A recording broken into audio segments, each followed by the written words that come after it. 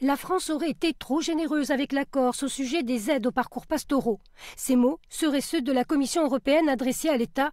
Ils sont repris dans un communiqué commun des syndicats FDSEA, CDJA et des chambres d'agriculture qui dénoncent un coup de massue, à savoir l'arrêt le 15 avril prochain du versement de primes aux éleveurs ne disposant que de surfaces de pâturage peu productives.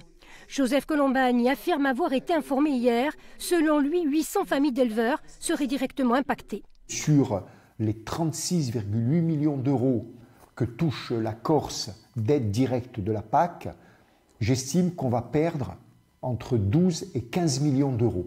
Un bon tiers. Un bon tiers qui va être surtout concentré sur l'intérieur de l'île, donc dans les endroits les plus difficiles.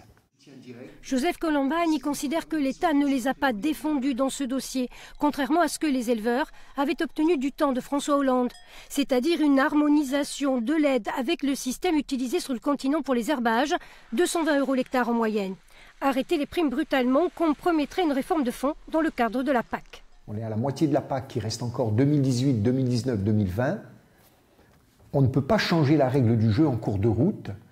Il faut qu'il y ait une adaptation, une dérogation, enfin que sais-je, mais on doit obligatoirement finir la PAC et on doit aller sur un vrai processus de développement.